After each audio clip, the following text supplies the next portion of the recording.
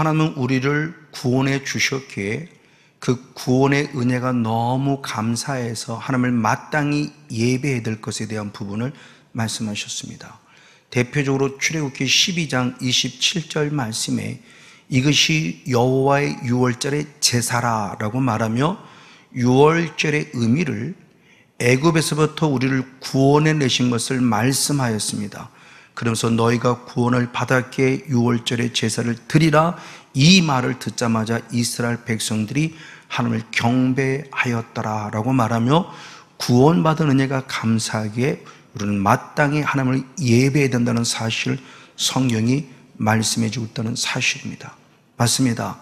그래서 예수님께서도 요한복음 4장 22절의 말씀에 나를 구원하신 하나님을 알고 예배하는 것과 하나님을 알지 못하고 예배하는 것은 천차만별의 차이가 있음을 얘기하면서 하나님을 알고 예배하는 유대인들에게 구원이 있음을 확증시켜주고 있죠.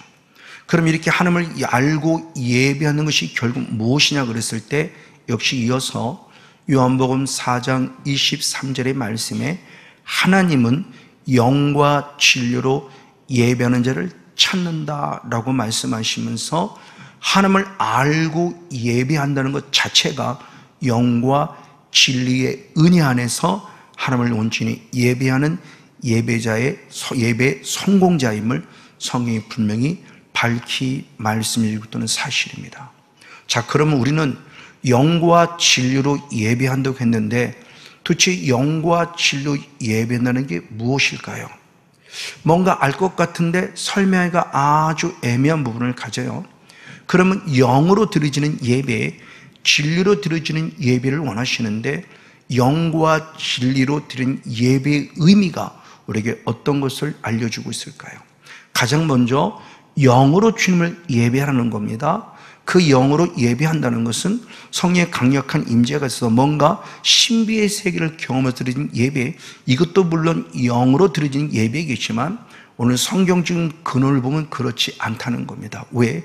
예배를 방해하는 존재가 있다고 성경은 기록합니다. 이미 몇 주 전에 한 번 말씀을 드렸지만 가인은 요한일서 3장 12절의 말씀에 악한 자에게 속하였기 때문에 예배의 실패자임을 말하고 있어요. 그리고 또한 아울러 사무엘상 2장 12절의 말씀에 엘리의 두 아들인 홈리와 비느하스도 불량자, 즉 벨리알의 아들들에 속하였기 때문에 역시 예배 실패자가 됨을 말하고 있고요. 그리고 우리가 잘 알고 있는 또 한 부분 속에 바리새인 역시 마태복음 21장 바로 33절의 말씀에 23장 33절의 말씀에 독사의 자식들아 라는 말씀을 통해서 역시 어둠에 속하기 때문에 예배의 실패자가 된다는 사실도 역시 말씀하고 있다는 사실이요. 이에 영으로 예배를 드린다고 하는 것은 결국은 뭐냐? 내가 성령의 거룩한 통치를 받아 성령을 힘입어서 예배를 방해하는 악한 논리가 싸워 이기는 것이 예배의 출발점을 말씀해 주고 있죠. 그래서 마태복음 12장 28절에 성령을 힘입어 귀신을 쫓아내는 것이면 하나님 나라가 이미 우리에게 임하였다라고 표현하며 구원받은 감격, 하나님의 나라가 이루어진 감격으로 하나님께 영적인 예배를 올려드릴 때 영으로 예배한다고 성경이 말씀하고 있습니다. 그리고 더불어 진리로 예배한다고 그러는데 진리로 예배한다는 것은 그 무엇일까요? 역시 요한복음 17장 17절 말씀에 아버지의 말씀은 진리이다 라고 말씀할 때 진리로 드려지는 예배는 말씀이 원하는 대로 드려진 예배가 하나님이 기뻐하는 진정한 예배임을 말합니다. 역시 성경은 말할 때 말씀에서 벗어난 예배를 드린 대표적인 예로 성경은 여로보암 왕을 듣고 있습니다. 열왕기상 12장 33절의 말씀에 자기 마음대로 예배를 드렸다 그래요. 자기 마음대로 단을 쌓았고요, 자기 마음대로 제상을 세웠고요, 자기 마음대로 절기를 만들었어요. 근데 이 모든 것들이 역시 열왕기상 12장 30절의 말씀을 보면 죄가 되었다 그래요. 그래서 사사기 17장 6절 말씀에 자기 소견대로 옳은 게 살았지만 아무리 자기 소견이 옳은 대로 살아도 그 모든 것이 죄가 되었다는 충격적인 얘기를 해요. 우리는 내 소견이 옳은 대로 살아가는 것이 아니라 진리대로, 말씀이 기록한 대로 살아가야만 참 신앙인이며 그 예배가 진정한 예배임을 성경이 가르쳐 있다는 사실이죠. 그래서 이렇게 영과 진리로 예배하는데 예배의 성공적인 사역을 감당한 자가 저는 성경에서 요시야 왕을 들 수 있습니다. 요시야 왕은 히스기야 왕의 증손자로서 8살 때 왕이 되었고, 왕이 된 지 18년째 성전을 청소했습니다. 성전을 청소할 때 놀라운 일이 벌어졌으니 대제사장 hil기야를 통해서 잃어버린 성경을 되찾는 은혜를 입었고, 이 성경을 사반을 통해서 들었을 때 요시야는 통곡하며 옷을 찢는 회개의 모습을 가졌다고 열왕기하 22장 8절과 11절은 성경은 말합니다. 맞습니다. 잃어버린 성경을 찾았고, 잃어버린 성경을 찾았을 때 말씀을 통해서 회개하며 통곡했고, 드디어 그 말씀을 이루어냈어요. 그리고 혼자만 듣지 않습니다. 백성들에도 들려주죠. 그래서 열왕기하 23장 3절의 말씀에서는 백성들에게 들려주며 선포합니다. 언약의 말씀을 이루리라 라고 고백하는 순간 백성들도 언약에 순종하겠습니다, 언약을 쫓겠습니다라는 고백을 통해서 왕과 백성이 한마음 한뜻돼서 언약의 약속 기록된 말씀을 이루어내는 멋있는 모습을 성경 안에 살펴볼 수가 있습니다. 그럼 도대체 잃어버린 성경을 되찾았고, 되찾은 성경에 어떤 내용이 기록되어 있기에 그 내용대로 회개하며 이루어낼 수 있었을까? 그 첫 번째 모습이 열왕기하 23장 24절의 말씀에 한마디로 간단히 말하면 우상 숭배의 흔적들을 깨끗하게 제거시켰어요. 증조 할아버지인 히스기야가 세워놨던 것을 할아버지 므낫세, 아버지 아몬이 다시 엉망진창 만들어낸 것을 이 요시야 왕이 비록 나이는 어리지만 다시 회복해낼 때 왜 그 할아버지가 그리고 아버지가 세우는 우상의 흔적들을 깨끗하게 제거시키고 온전히 하나님의 것을 세워주는 영적 싸움을 싸웠음을 먼저 보여줍니다. 그래서 바로 여호와의 말씀에 기록된, 발견된 죄에 기록된 여호와 율법을 이루어 드렸다라고 표현하며 기록되어진 내용대로 순종함을 봐요. 그리고 또 나아가 열왕기하 23장 21절의 말씀에 언약책에 기록된 대로라고 말하며 유월절을 지켰다라는 표현입니다. 즉 성경대로, 진리대로, 그리고 성경이 원한 대로 살았고 영을 힘입어서 우상 숭배 인직을 제거함으로 성경이 원하는 진정한 영과 진리의 예배로 영광 돌린 자가 요시야 왕임을 성경을 통해 살펴봅니다. 그러면 도대체 그 성경에 어떤 말씀들이 기록되어 있었을까를 봤을 때 그와 같이 영적 원리를 잘 적용시킨 성경이 신명기 12장의 말씀입니다. 그래서 신명기 12장 1절 말씀에 평생에 지켜야 될 규례니라 라고 포함해서 이 말씀이 지켜질 걸 얘기했어요. 그럼 평생에 우리가 지켜야 될 규례, 핵심, 그 기록된 말씀은 무엇일까라고 했을 때 역시 신명기 12장 2절과 3절의 말씀을 통해서 보면은 적과 꿀르는 가나안 땅에는 가나안 7속을 쫓아냈을 때 그들을 쫓아내고 나머지 부분의 모습을 그 흔적마저 깨끗이 제거하라고 그래요.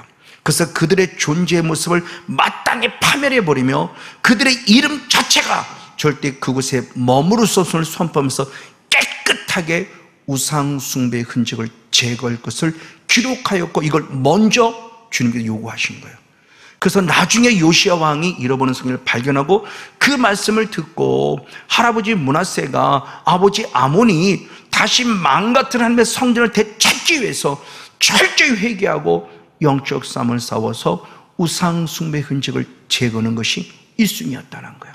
그리고 두 번째 기록된 말씀이 뭐냐라고 했을 때 역시 신명기 12장 5절 이후의 말씀에 여호와께서 거하실 초소, 여호와 이름이 있는 그 초소, 그 초소에서 온전히 예배하라 라고 말하며 5절 이후에 6절, 7절, 8절, 9절에 계속해서 말씀하고 있는 것이 성경에 기록된 내용이에요.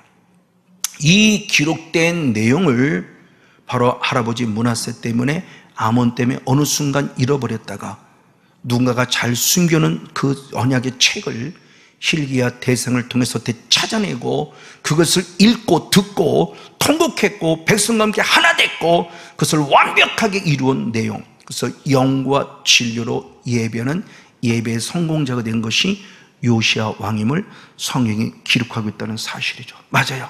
이렇게 영과 진리로 예배하는 모습을 기록했는데, 역시 이렇게 기록하기에 앞서 실체를, 영과 진리 예배로 든 실체를 보여준 사건이 출애굽기 29장의 사건입니다. 아론을 비롯한 제사장들을 세워갈 때 하나님의 제사장들을 세우면서 출애굽기 20장에 이것이 영원한 규례가 될 것이라 말하며 거룩하게 나아가는 영과 진리의 성공자가 된 규례를 증거하셨어요. 미리 경험케 하셨어요. 그리고 신명기에 기록하게 하셨던 거죠. 그러면 미리 우리에게 보여준 영적 실체가 어떤 시간이었느냐? 출애굽기 29장 1절과 9절에 말씀할 때 제사장 직분을 해서 거룩하게 될 것인데 그 제사장 직분을 그들에게 맡겨 영원한 규례가 되라 그랬어요. 그 규례의 핵심은 뭐냐 할 때 첫 번째, 바로 출애굽기 29장 10절과 12절의 말씀에 제사장이 세워지기 위해서는 영과 진리 예배를 드릴 때 가장 먼저는 나의 죄를 스스로에게 안수함을 통해서 죄를 전이시키고, 그리고 12장의 12절에 그 피를 단 뿔에 바르고 나머지 피를 단 밑에 뿌리는 거예요.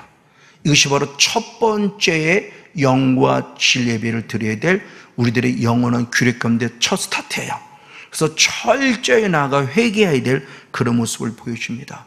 그럼 이 피는 우리에게 무엇을 말하느냐? 마태복음 26장 28절 말씀에 우리를 죄 사함을 위해서 많은 사람을 흘리는 바 그 피는 곧 언약의 피다라고 말해요.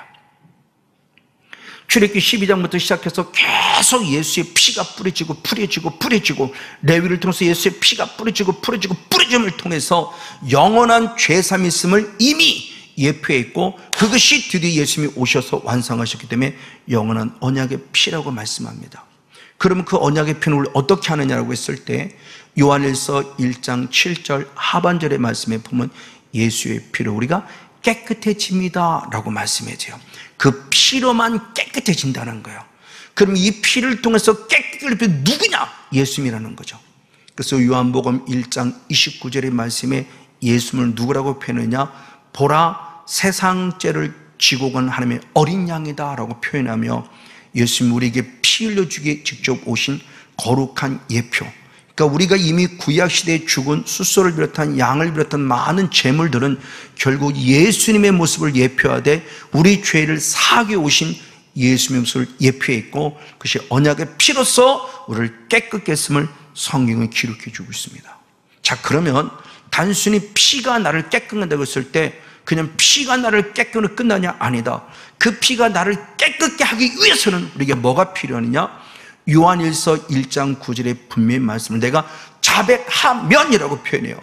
그러니까 그 피가 나를 깨끗게 하기 위해서는 그냥 피가 나를 깨끗게 한대 라고 믿는다고 되는 것이 아니라 내 죄를 예수님께 인정하고 시인할 때 그 자백하는 순간, 회개하는 순간 그 예수의 피가 내 죄를 깨끗게 하시고 사하시고 불의에서 깨끗게 하는 은혜를 주신다는 거죠. 그래서 늘 십자가 앞에 겸손히 무릎 꿇어 영과 진리의 출발점을 시작해야 될 필요성을 성경은 분명히 말씀해 주고 있습니다. 그리고 이어서 출애굽기 29장 다시 13절로 돌아오면은 하나님이 주신 은혜 가운데 소가 들여졌고 서로부터 얻은 기름들을 모아서 하나님께 올려드리기 위해서 불살았다라고 표현해요. 불사르다는 모습을 통해서 하나님께 드려지는 모습이 기록되어 있습니다. 이때 기록된 불사르다는 원어는 카타르라는 원어입니다. 이 카타르라는 원어가 갖는 의미는 뭐냐? 재물을 하나님께 드려서 향기가 올라감으로 말미암아 하나님이 받으셨을 때 우리는 그 예배를 하나님이 받으신 영과 진리하는 예배라는 것을 말씀해요. 그 카타르입니다. 그래서 그 설명을 더 구체로 잘하는 게 출애굽기 29장 18절의 말씀이에요. 그래서 주님 앞에 번제를 드림 속에서 향기로운 냄새니라라고 표현해요. 즉 이 제물의 기름이 하나님 내신 불을 통해서 타올라 하나님이 흠량하신 걸 말씀하죠. 그 예배를 주님이 받으셨다고 말하며 그때 사용된 단어가 카타르라는 언어예요.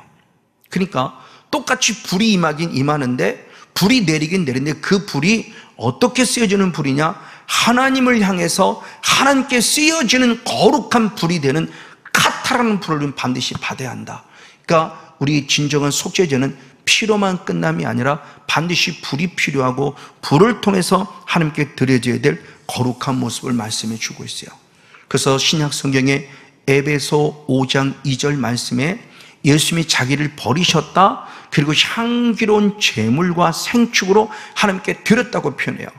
그때 자기를 버리셨다는 것은 십자가에서 죽으심을 말하는 것이고, 향기로운 제물이 되었다고 하는 것은 그냥 향기가 올라가는 것이 아니라 당신을 하나님께 드렸을 때 불이 내려서 예수님을 태움으로 말미암아 그 향기가 올라가서 주님이 흠량하셨기에 받아진 예배를 말하니, 그러니 에베소 5장 2절에 그냥 향기로운 제물은 그냥 죽으셨다는 의미가 아니라 우리는 행간을 읽어볼 때 예수님이 십자가에 죽으시는 순간 성령의 불이 임했고, 성령의 불이 임해서 예수님 자신이 하나님께 드려짐을 통해서 그 거룩한 기름의 은혜가 하나님께 상달을 두며 흠량하심으로 말미암아 하나님이 예수님을 받으셨다는 것이구나 라는 것으로는 영적인 것을 통해서 유추해 보며 해결해 볼 수가 있습니다. 이거구나. 그럼 피가 있으면 반드시 죄사함 받고, 죄사함 받았으면 성령을 선물로 받아서 성령의 불이 내게 임함으로 말미암아 나 자신의 삶을 카타르의 불을 통해서 주께 드려져야만 한다라는 모습입니다. 바로 이것이 로마서 12장 1절 말씀에 너희 몸을 하나님이 기뻐하는 산 제사로 드려라. 살아는 제사가 되는 성령의 불이 임해서 이것이 바로 영적 예배라고 성경이 말씀하고 있다는 사실로는 잊으면 아니 될 것입니다.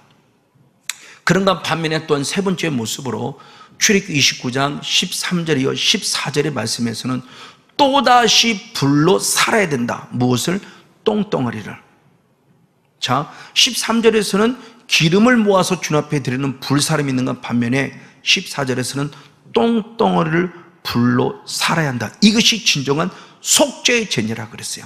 속죄제가 피로만 끝남이 아니라 피를 당연히 12절까지 드렸으면 13절에 불로 하나님께 드리고 14절에 똥덩어리를 불태울 때 완벽한 속죄됨을 성경은 말해요. 근데 우리나라 말로는 불사르다인데 이번에는 원어가 다릅니다. 사라푸라는 원어예요. 자, 하나님께 드릴 때는 카타라는 원어로 불로 드려지는데 똥덩어리를 태울 때는 사라푸라는 원어를 통해서 무엇인가 사라져 없어질 것을 말씀했을 때 바로 사라푸란 불의 단어로 사용됩니다. 즉 심판의 의미가 있습니다. 카타르는 하나님께 올려드리는 산 제물로서의 영향력을 주는 불이 있다 한다면 바로 반면에 바로 사라푸의 불은 태워서 없앨 걸 말해요.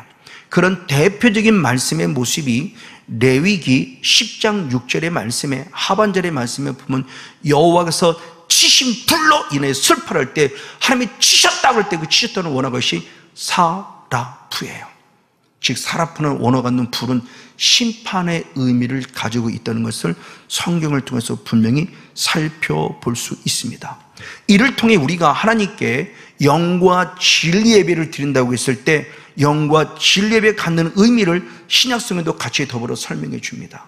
그래서 사도행전 2장 38절 말씀에 너희가 어찌할꼬 했을 때 회개하라. 그러면 죄사함을 받을 것이고 죄사함을 얻으면 성령을 선물로 받으리라. 아멘. 즉 회개했을 때 신약성은 똑같이 말합니다.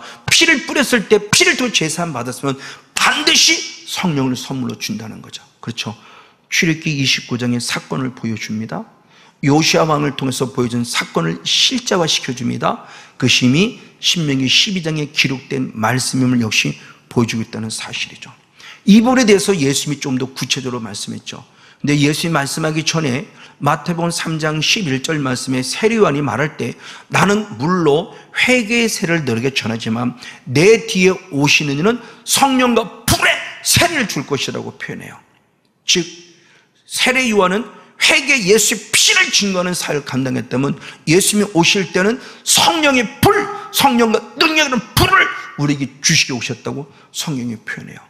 그러면서 그분 스스로가 직접 말씀할 때 누가복음 12장 49절의 말씀에 나는 이 땅에 불을 던지러 왔다라고 표현해요. 그러면 과연 그 불은 어떠한 불일까요?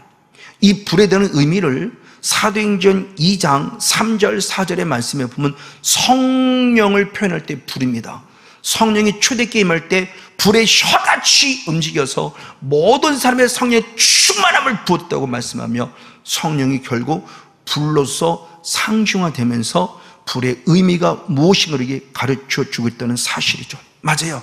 이런 부분을 통해서 회개할 때 제사 안 받고 성령을 선물로 받는 것이라고는 알 수 있어요. 무엇으로? 불렀어요. 근데 이 부분을 조금 더 구체적으로 사도 바울은 좀 영적 의미를 갖고 설명했어요. 그래서 고린도후서 6장 7절 말씀에 진리의 말씀과 하나님의 능력 안에 있는 의의 병기로 좌우한다 그랬어요. 이것은 결국 뭐냐? 의의 병기는 의의 무기를 말하는데 내 좌우에 의의 무기, 하나님이 주신 거룩한 무기가 있다는 거예요. 그 무기가 뭐냐는 거죠. 진리의 말씀이라는 무기가 있고요, 성령의 능력, 영이라는 무기를 가져요.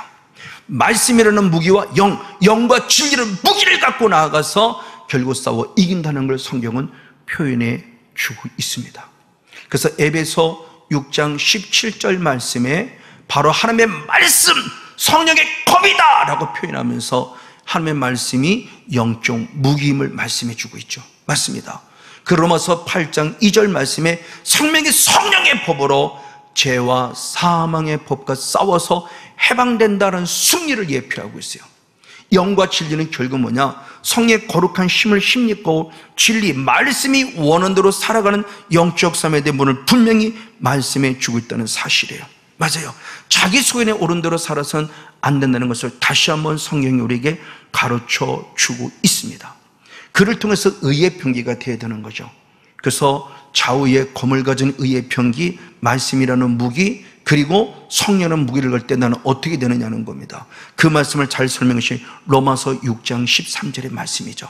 그래서 로마서 6장 13절의 말씀으로 하나님께 온전히 드려지는 삶의 모습을 통해서 의의 병기로 하나님의 쓰임받아야 한다.